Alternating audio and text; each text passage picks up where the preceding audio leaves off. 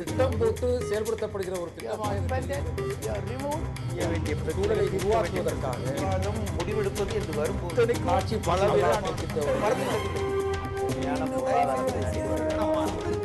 Marxist communist கட்சியைச் சேர்ந்த கனகராஜ் இணைந்திருக்கிறீர்கள். வணக்கம்.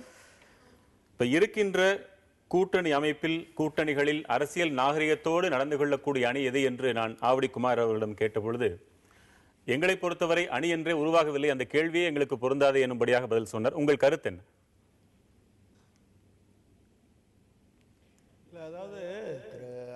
அதாவது இந்திய கம்யூனிஸ்ட் கட்சியுடனோ மார்க்சிஸ்ட் கட்சியினுடனோ கூட்டணி அமைப்பது அல்லது வேண்டாம் என்று முடிவெடுக்கிறது அவங்களுடைய உரிமை, அதில் நான் சொல்கிறதுக்கு இல்லை.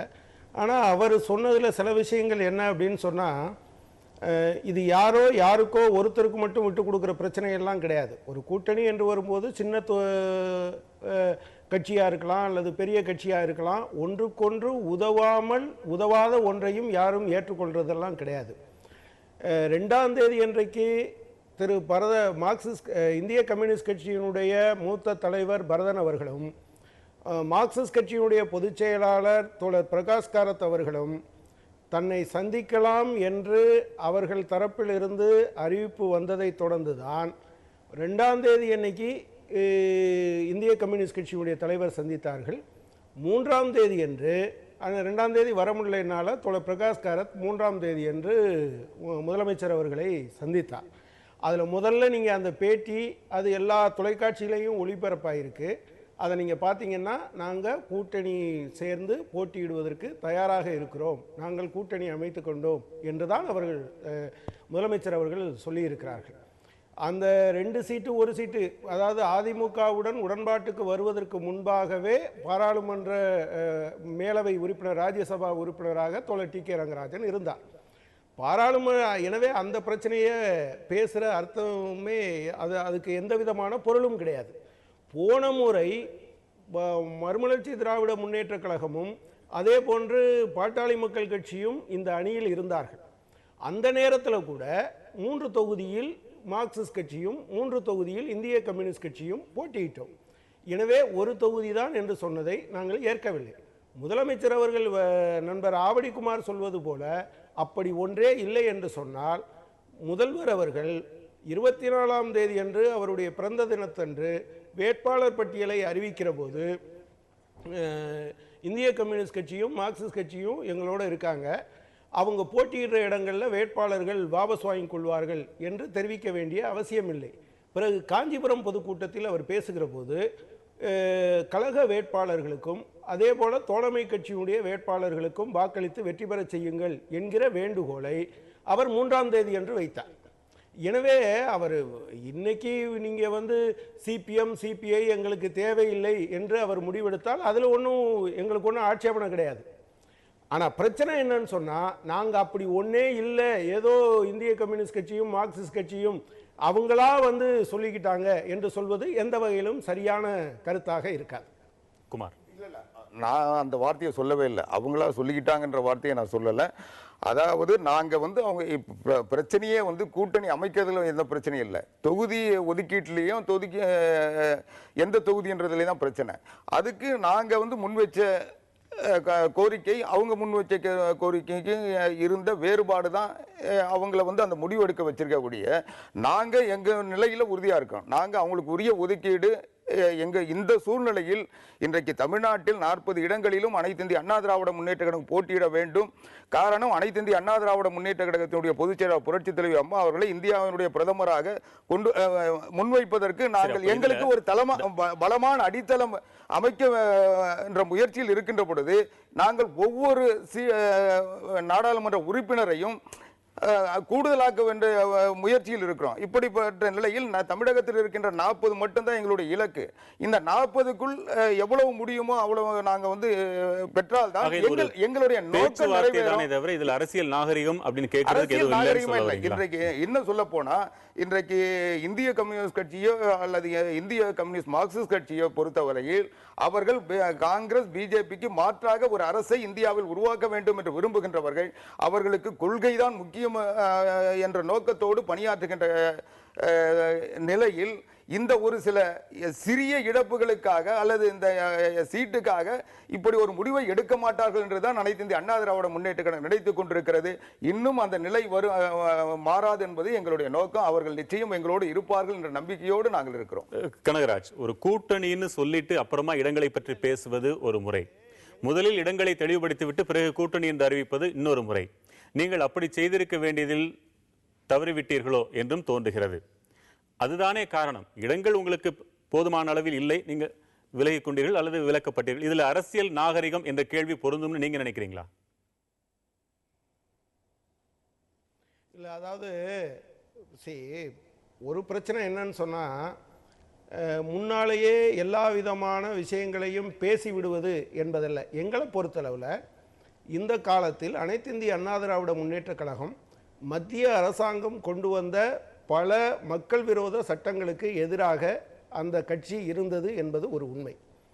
எனவே அந்த அடிப்படையில் தான் மாநில அரசாங்கம் என்கிற முறையில் அது எடுத்த நடவடிக்கைகளில் எங்களுக்கு இருந்த கருத்து வேறுபாடை நாங்கள் சொன்னோம். அதே சமயத்தில் மத்திய அரசாங்கத்தை எடுத்த கொள்கைகளை அமல்படுத்த மாட்டோம் என்று, அது சில்லறை வர்த்தகத்தில் அந்நிய நேரடி மூலதனமாக இருக்கட்டும் அல்லது உணவு பாதுகாப்பு மசோதாவாக இருக்கட்டும், இந்த விஷயங்களில் அனைத்து இந்திய அண்ணா திராவிட முன்னேற்ற கழகம் எடுத்த நிலைப்பாட்டை மார்க்சிஸ்ட் கட்சி வரவேற்றது. ஸோ அப்படி சொல்கிற போது நீங்கள் கூட்டணியில் இப்போ நீங்கள் வந்து எண்ணிக்கை தான் பிரச்சனை என்கிற விஷயம் அப்போ முன்னால் இருந்ததுன்னா, எண்ணிக்கை இல்லைன்னா அதிமுக இல்லைன்னா இன்னொரு கட்சியோட போகிறது என்கிற பிரச்சனை அல்ல. அதிமுக எடுத்த நிலைப்பாட்டை நாங்கள் ஆதரித்தோம். ஆதரித்ததனால் அதோடு தேர்தல் உடன்பாடு வைத்துக் கொள்ளலாம் என்று நினைத்தோம். அதை உரிய முறையில் அங்கீகரிக்க வேண்டியதும் மதிப்பளிக்க வேண்டியதும் அந்த கட்சியினுடைய பொறுப்பு. அவங்க இல்லைன்னு, அதாவது சிபிஎம் இல்லை சிபிஐ இல்லைன்னா கூட நாங்கள் 40 தொகுதியிலையும் வெற்றி பெறுவோம் என்று அவங்க நினைக்கிறாங்க. அப்படி நினைச்சாங்க அப்படின்னு சொன்னால் அது தேர்தல் முடிவுகள் வருகிற போது அதிலிருந்து நம்ம உரிய படிப்பினைகளை, ஒருவேளை நாங்கள் நினைக்கிறது தப்புன்னா நாங்கள் எடுத்துக்கிறோம், அவங்க நினைக்கிறது தப்புன்னா அவங்க எடுத்துக்கிட்டு போகிறாங்க.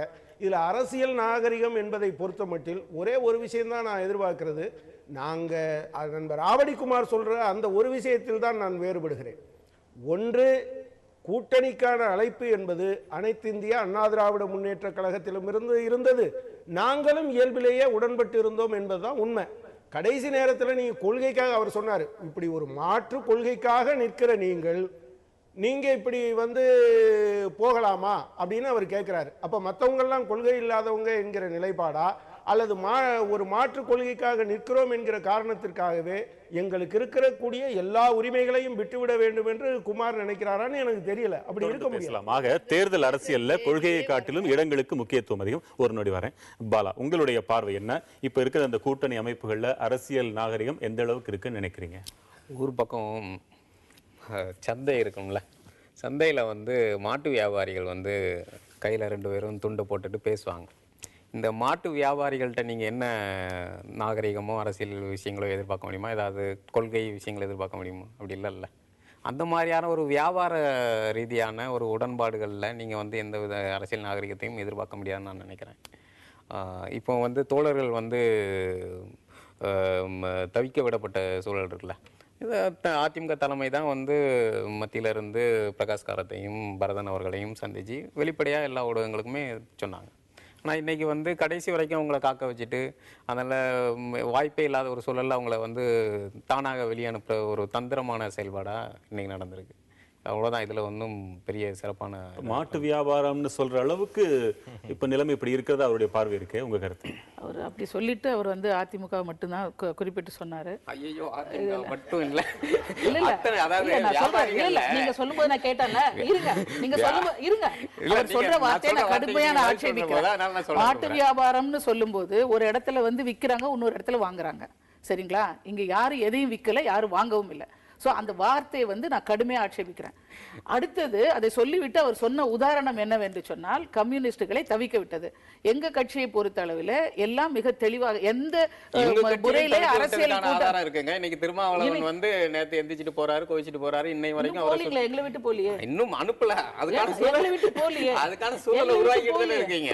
எல்லா சூழலை நாங்க ஒன்றும் உருவாக்கலையே. நீங்க 40க்கு 40 கூட கேட்பாங்க கூட்டணி வர்றவங்க. அதுக்காக எல்லாத்தையும் கொடுத்து வழங்கப்பட்டிருக்கிறது. சிதம்பரம் என்பது உறுதியாக இருக்கு. இன்னும் தெளிவான தகவல்கள் வரட்டும்.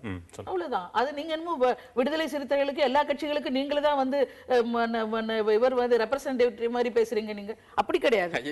இல்ல நான் என்ன சொல்ல இல்ல, எல்லா கட்சிகளும் வந்து கூட்டணி கட்சி வைக்கிறவங்க கிட்ட வந்து அவங்கவுங்களுக்கு அவங்களோட இதை வந்து கேட்கறதுக்கு உரிமை இருக்கு.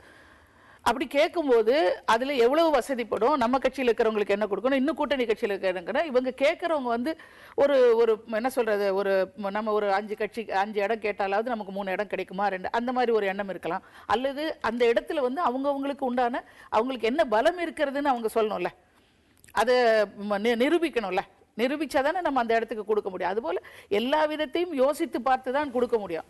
ஆனா எடுத்தேன் கவித்தேன்னு சொல்லிட்டு நாங்க முதல்லயே வந்து எங்களுக்கு என்ன இடம்லாம் சொல்லி எங்க கேண்டிடேட் இதெல்லாம் சொல்லி அறிவிச்சிட்டு மிச்சம் இருக்கிறது இதுதான், நாங்க பிச்சை போட்ட இஷ்டம்னா எடுத்துட்டு போ இல்லைன்னா அந்த மாதிரி இதுவரையில எந்த தடவையும் பேசுனது கிடையாது.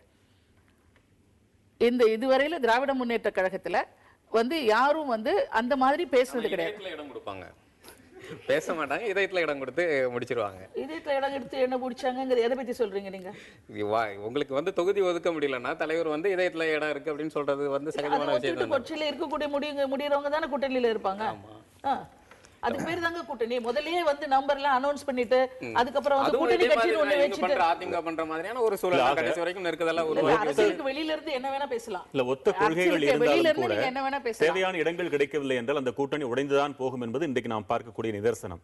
இப்ப இடங்களை விட கொள்கைகளை விட வேற எதுவும் பிரதானமாக இந்த கூட்டணியில இருக்குதா இணைவதற்கு நம்ம இடைவேளைக்கு பிறகு நாம் பேசலாம். ஒரு சிறிய இடைவேளைக்கு பிறகு நேர்பட பேச தொடங்கும்.